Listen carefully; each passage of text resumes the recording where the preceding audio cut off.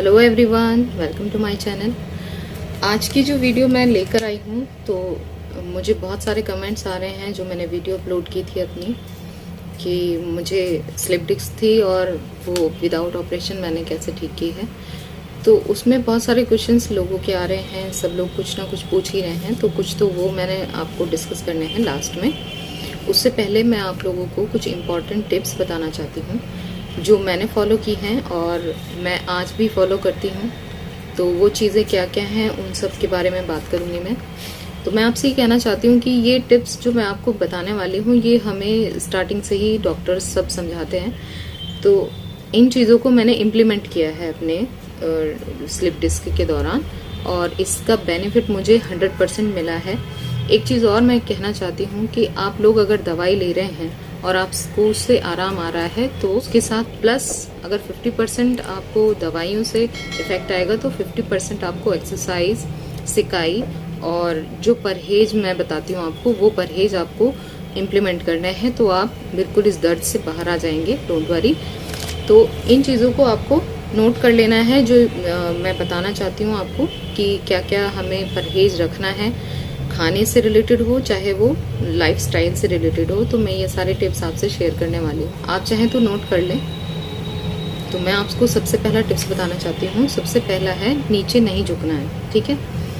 तो क्योंकि हम लोग सुनते हैं और हम सोचते हैं कि नहीं नहीं ये तो एक बार उठा लिया कोई चीज़ तो झुक के तो क्या, आपको नीचे नहीं झुकना है।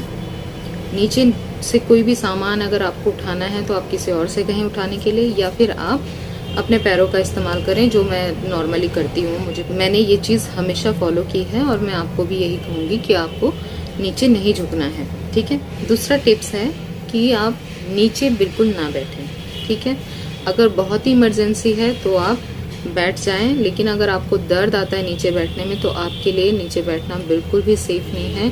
आपका जख्म जो थोड़ा बहुत रिपेयर होता होगा वो नीचे बैठने से फिर से खुल जाता होगा, तो इसलिए आप नीचे ना बैठें। कुछ वक्त की बात है, आप उसके बाद बैठ सकते हैं, ठीक है। तीसरा है वजन ना उठाएं। वजन वो चाहे 1 किलो हो चाहे 5 किलो हो, जो छोटा बच्चा होता है वो कितने किलोग्राम का होता है, आप उसे भी ना उठाएं। कोशिश करें कि आप वजन उठाने को बिल्कुल अवॉइड करें, वजन नहीं उठाना है, ठीक है। तीसरा है खट्टी चीज़ें ना खाएं। देखिए, आप चाहे इंग्लिश मेडिसिन ले रहे हों या आप आयुर्वेदिक ले रहे हों, होम्योपैथी ले रहे हों या यूनानी ले रहे हों, तो इन चीज़ों का तो परहेज अगर आप करेंगे आपको ठीक होने में उतना जल्दी, मतलब आपको जल्दी आराम आएगा। तो ये चीज़ें आपको फॉलो करनी है। खट्टी चीज़ें बिल्कुल ना खाएं। खट्टी चीज़ों में नींबू हो गया, इमली होगी, दही होगी और मट्ठा हो गया, ये सब खट्टी चीज़ें हैं, तो आप इन्हें बिल्कुल अवॉइड करें, इन्हें ना खाएं। चावल और आलू ये चीज़ें भी मना करते हैं, सब कहते हैं कि ब्लड जो है वो गाढ़ा हो जाएगा, तो आप इन्हें भी यूज़ ना करें। आप अगर चावल खाने की आपको बहुत ही हैबिट है तो आप जितना नॉर्मली खाते हो उससे आप कुछ पोर्शन लें, ज़्यादा ना लें, आधे से आधा कर दें, मतलब ले सकते हैं थोड़ा बहुत कभी कभार, है ना। उसके बाद है राजमा, उड़द और छोले जैसी ये दालें हैं, ये बिल्कुल ना लें। फिर आते हैं फ्रिज। फ्रिज में रखा हुआ चाहे पानी हो चाहे फल हो, कोई भी फ्रिज में रखी हुई चीज़ आपके लिए जहर है। आप बिल्कुल इस चीज़ को समझ लें कि आप अगर दवाई खा रहे हैं तो दवाई, हमें गर्म दवाइयाँ दी जाती हैं ताकि ब्लड का सर्कुलेशन तेज़ रहे, और अगर आप फ्रिज का पानी पी लेते हैं या फ्रिज के फल खा लेते हैं डायरेक्ट निकाल के, तो वो सब आपकी के कराई पे पानी फेर देता है। तो प्लीज़ फ्रिज की चीज़ों का इस्तेमाल बिल्कुल ना करें। पानी तो बिल्कुल नहीं पीना है। अगर आपको पीना है ठंडा पानी तो आप ताज़ा पानी उसी वक्त भरें और उससे यूज़ कर सकते हैं। आइसक्रीम बिल्कुल नहीं खानी है। मैंने कई साल नहीं खाई है आइसक्रीम, अब हालांकि मैं खा लेती हूँ। आप बिल्कुल ना खाएं अभी आइसक्रीम, ठीक है। फिर है झाड़ू। लेडीज़ को घर के काम सारे करने ही होते हैं, तो आप उसे थोड़ा सा डाइवर्ट कर दें, थोड़ा चेंज कर लें। आप झाड़ू अगर बैठ के लगाती हैं तो खड़े होकर लगाएं। उसके लिए आप क्या कर सकती हैं, आप शॉपकीपर्स के पास जाएं, उसे कहें भाई हमें थोड़ी लंबी वाली झाड़ू चाहिए। तो मैं आज भी लंबी झाड़ू का ही इस्तेमाल करती हूँ। मैं झुकना नहीं चाहती क्योंकि मुझे पता है कि फिर दिक्कत हो सकती है, ठीक है। फिर है पानी की बाल्टी, जैसे बाथरूम में रखनी है, उठानी है, तो आप ना उठाएं पानी की बाल्टी को। आप अगर कहीं ले जाना भी है, बहुत इमरजेंसी है, तो आप किसी और से कहें या घिसटा के ले जा सकते हैं। तो आप पानी की बाल्टी भी मत उठाएं। नहाते वक्त बैठने का जो सिस्टम है उसमें वहाँ पे टाइम लगता है, बाथरूम में नहाते वक्त आपको टाइम लगेगा। तो उसके लिए आप क्या करें कि वहाँ पे बैठने के लिए आप स्टूल का यूज़ करें। 1 से 1.5 फुट का स्टूल आता है और आप उसे यूज़ कर सकते हैं नहाने के लिए। आप पटरी मत यूज़ करें, पटरी छोटी होती है तो इतना नीचे नहीं बैठना है। आप उतना बैठ सकते हैं जितना हम चेयर पे बैठते हैं, तो चेयर तो खैर नहीं यूज़ कर सकते, आप चाहें तो कर भी सकते हैं, लेकिन आप वहाँ के लिए थोड़ा ऊंचा स्टूल आता है वो आप यूज़ कर सकते हैं। फिर है इंग्लिश टॉयलेट का यूज़ करें या फोल्डिंग सीट का। अगर आपको टॉयलेट जाते हुए नीचे बैठने में दिक्कत आती है और आपको दर्द आता है तो आप इंग्लिश टॉयलेट का यूज़ कर सकते हैं। इंग्लिश टॉयलेट ज़्यादातर घरों में नहीं होती है तो उसका ऑप्शन यह है कि आप फोल्डिंग सीट आती है, आप उसका यूज़ करें। और अगर आपको दर्द नहीं आता है तो आप नॉर्मल जो हमारी सीट है उसी का इस्तेमाल करें, ठीक है। फिर है कि ज़्यादा देर एक जगह ना तो खड़े रहें और ना ही ज़्यादा देर बैठे रहें। अगर आपको लगता है आधा घंटा हो गया है तो आप बैठे बैठे तो आप उठ जाएं, थोड़ा चलें फिरें, फिर उसके बाद आप बैठ सकते हैं। और इसी तरह खड़े होने का है कि एक जगह पे आप मत खड़े रहें ज़्यादा देर, उससे भी आपको प्रेशर पड़ सकता है नसों पे, तो दर्द आएगा।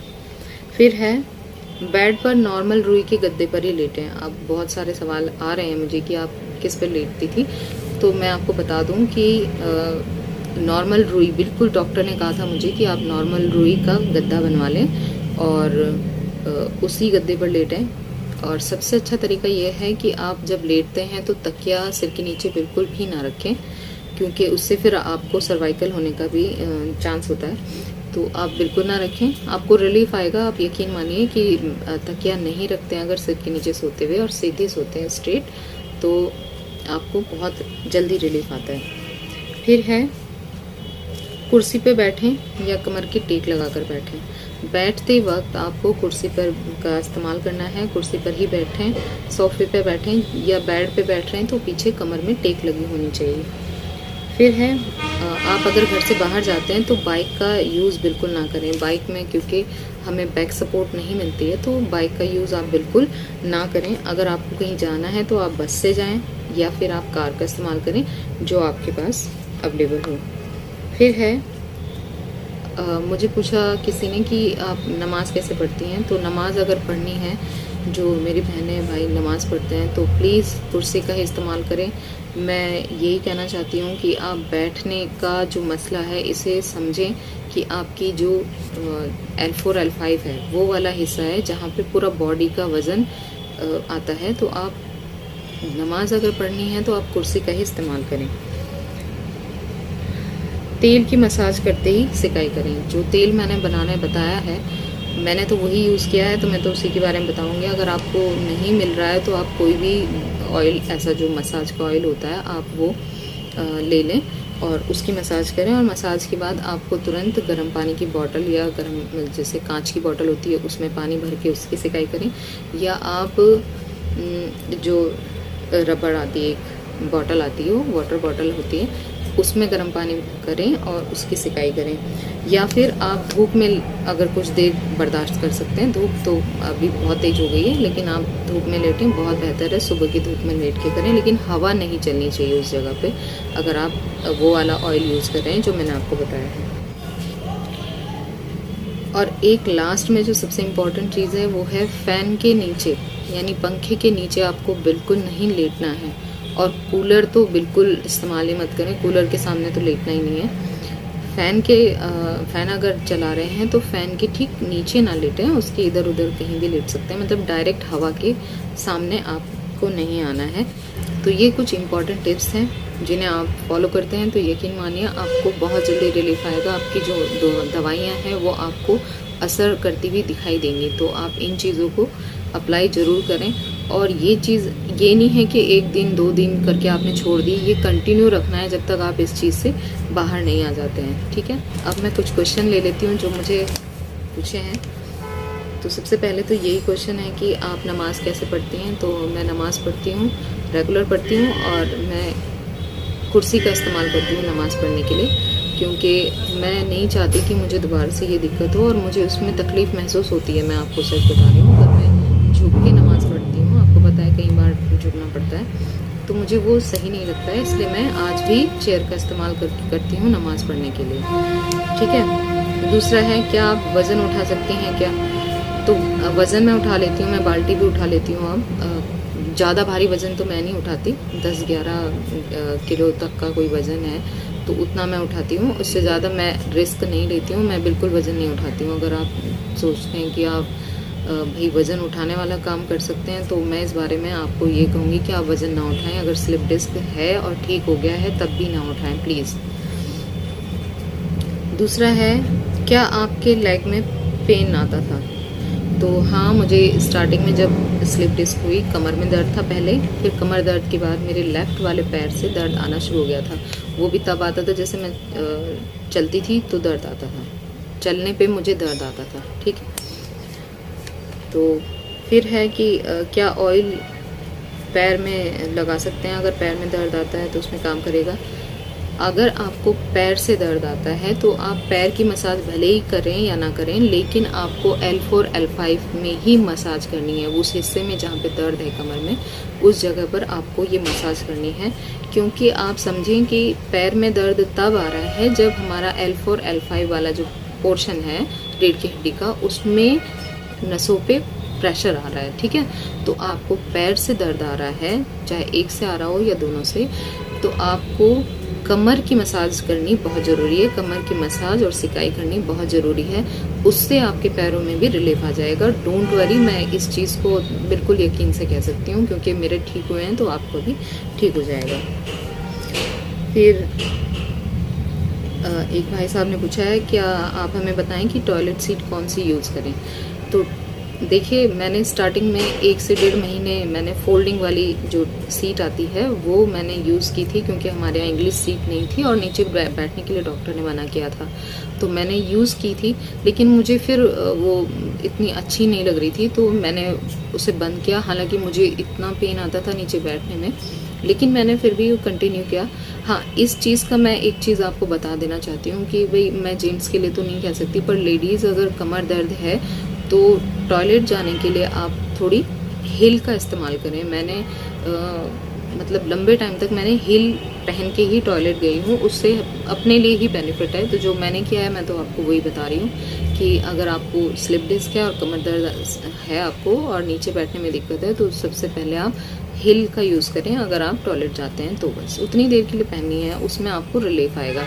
और जेंट्स चाहें तो आप थोड़ा ऊंचा जूता पहन सकते हैं या चप्पल थोड़ी ऊंची ले लें, आप जो आपको सही लगे।